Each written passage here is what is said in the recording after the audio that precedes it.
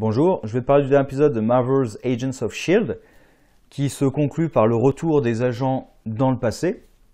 Et essentiellement, tout l'épisode, c'est la préparation pour quitter cette station avec le monolithe reconstruit par Flint et détruire les Kree et Cassius afin de donner une chance à l'humanité dans ce futur. Ce qui peut être à la fois inutile et utile. Inutile dans le sens où, comme on sait qu'ils vont sauver la planète, ce futur n'existera pas, ou alors ça sera une timeline alternative qui peut continuer à exister. On peut très bien dire que cette timeline alternative continue à exister, même si la timeline principale, la Terre est sauvée. Et donc c'est utile à la fois parce que la timeline peut persister, et aussi parce que les agents s'imaginent que s'ils échouent, au moins l'humanité aura repris son destin en main à la fin. Donc même s'ils échouent à sauver la Terre, ils ont redonné un espoir à cette humanité-là dans le futur. Donc pour les personnages, c'est quand même utile parce que s'ils échouent, ils savent qu'au moins ils ont réussi ça. S'ils échouent à sauver la planète. Moi, le problème que j'ai avec cet épisode, c'est un peu le problème que j'ai déjà avec plusieurs, c'est qu'on n'a toujours pas de réponse. Enfin, on a des réponses sporadiques alors qu'on a les éléments principaux qui pourraient nous apporter des réponses. C'est-à-dire, on avait Robin, elle n'apportait aucune réponse.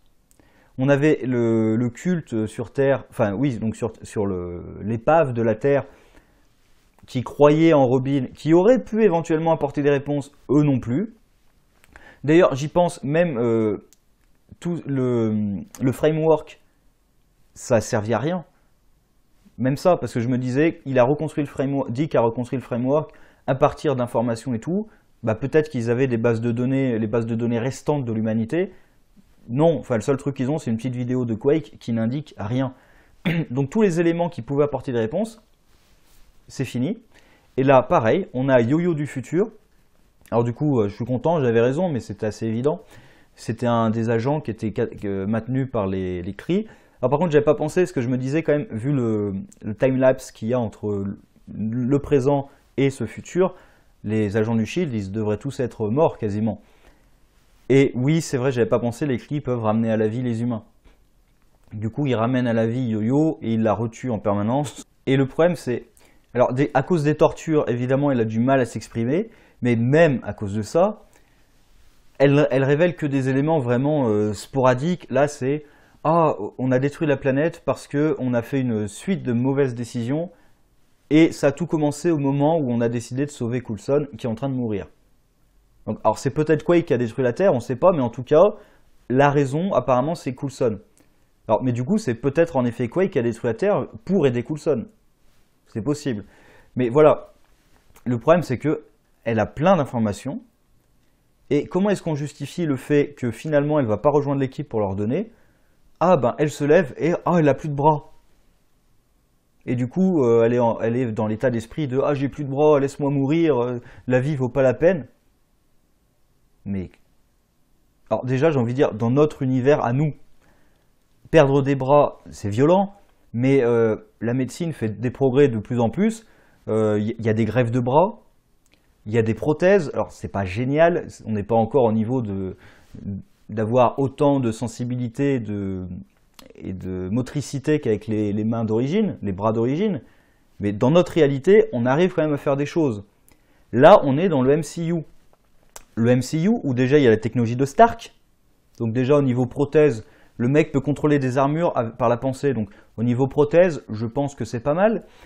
Il y a la main de Coulson, donc au niveau prothèse, oui, c'est pas mal. Il y a le Extremis qu'on a vu quand même dans Iron Man 3, qui fait littéralement repousser les membres. Alors même si apparemment il l'utilise pas parce que...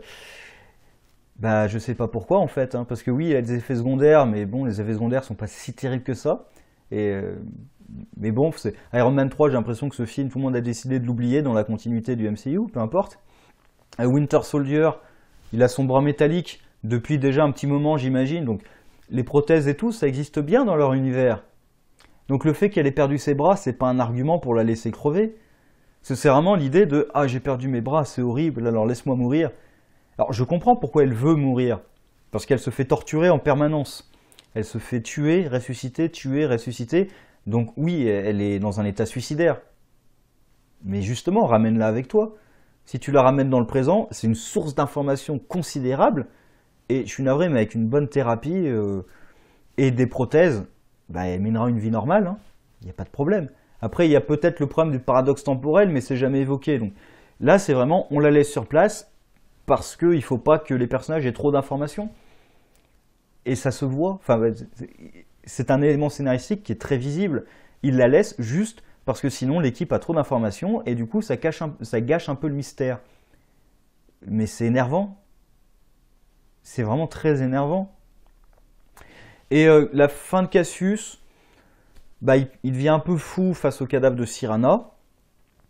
Et sa fin, bah, elle n'est pas géniale hein, parce que bon, il prend une drogue pour devenir, je sais pas moi, super puissant pendant un instant avant de mourir. J'allais dire, quand il va confronter Mac, il suffit qu'il tire et c'est réglé. Parce qu'il a son shotgun, là, son ex-shotgun, il tire, c'est réglé. Et j'adore aussi le fait que on peut pas ressusciter les cris comme on ressuscite les humains. Alors pourquoi? Ah, parce que la physiologie humaine est beaucoup plus simple que la physiologie cri.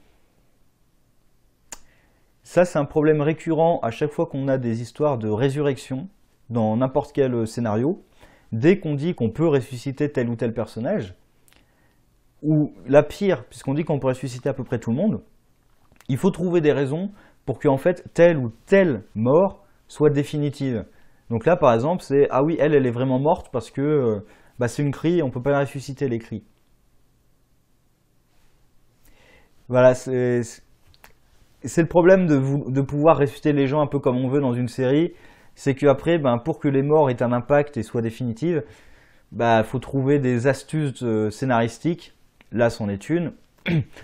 Bon, donc au final, l'épisode, bah, j'ai passé un bon petit moment, mais c'est surtout de l'action, c'est surtout le groupe qui cherche à rentrer chez eux, à rentrer à la maison, sans d'ailleurs chercher vraiment d'informations. Ils ne cherchent pas d'informations vraiment.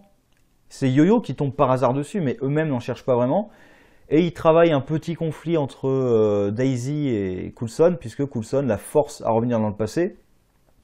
En même temps, Daisy est un peu conne, hein, je veux dire. Mais tout le groupe est un peu con, puisqu'ils sont dans une boucle temporelle. Yo-Yo dit on est dans une boucle, tout va se répéter. Il y a plein de façons de casser la boucle. Un exemple tout simple, peut-être un peu drastique, mais un exemple tout simple. Vous détruisez la Lighthouse, la boucle est finie. Si la Lighthouse sur Terre est détruite, bah, elle ne peut pas exister dans le futur. Donc vous avez mis fin à la boucle. Alors après, comme c'est le seul truc qui sauve une partie de l'humanité dans le futur, ils oseraient peut-être pas la détruire. Mais voilà, il suffit de changer des éléments qu'ils ont vus dans le futur et vous changez la boucle, forcément. Alors après, ça ne veut pas dire que vous avez sauvé l'humanité, mais au moins vous mettez fin à la boucle. En tout cas, vous l'altérez à chaque fois. Et là, Quake, bah, il me semble qu'elle a encore son appareil qui bloque ses pouvoirs. Bah, il suffit qu'elle le garde dans le passé, enfin dans le présent du coup, et c'est bon, elle ne détruira pas la planète. Ou alors elle s'exile. Si vraiment elle trouve que, ah oui, mais à cause de mes pouvoirs, je vais détruire la planète et tout, bah, elle quitte le pays, enfin, elle reste pas avec les agents du Shield. Elle sait qu'à tel moment, elle sait qu'à telle année, je sais plus exactement l'année où était prise la vidéo, mais on sait qu'elle a été vue là à tel moment à peu près. Elle a une idée approximative du moment et de l'endroit, puisqu'elle a la vidéo là. Bah, il suffit qu'elle fasse en sorte de jamais y être, donc elle arrête d'être un agent. Voilà, il y a plein de façons d'être sûr que ça ne se passe pas de la même façon. C'est pas que ça va pas se passer, mais en tout cas ça se passera différemment.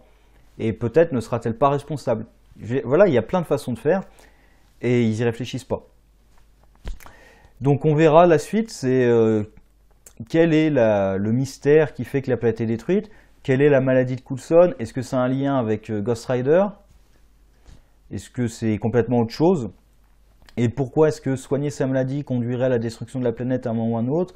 Donc voilà, maintenant on a plein de questions en suspens, auxquelles on aurait pu répondre si on avait gardé Yo-Yo du futur. D'ailleurs, quand Yo-Yo du futur se fait tuer devant Mac, elle pourrait lui dire voilà, je suis pas la Yo-Yo que tu connais.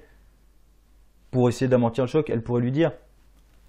Enfin, c'est un tout petit détail, mais bon. Et bah, maintenant, j'attends de voir ce qui va se passer dans le passé. Il y a aussi un petit truc avec Fitz, puisque Gemma réagit au fait que Fitz décapite 3 cris. bah, bon, en même temps, c'est des ennemis qui ont asservi l'humanité et tout, donc moi, ça me gêne pas trop. Mais on voit l'idée qu'elle trouve qu'il a peut-être changé. Voilà. Il y a plein d'éléments qui se mettent en place, on retourne dans le passé. J'espère qu'on va apporter des réponses quand même à ces questions, parce que c'est vraiment le point qui m'énerve de plus en plus là, c'est que c'est même pas qu'on n'apporte pas de questions, c'est qu'on a des éléments ou des personnages qui peuvent apporter des questions, des réponses, lapsus intéressant, qui peuvent apporter des réponses et ils disparaissent ou ils meurent avant de pouvoir le faire. Et ça m'énerve, parce que ça c'est vraiment du teasing. 2, 3 épisodes, 4 épisodes, voilà, au bout d'un moment il faut arrêter, il faut donner des réponses satisfaisantes. Donc en attendant la suite, sur ce, au revoir.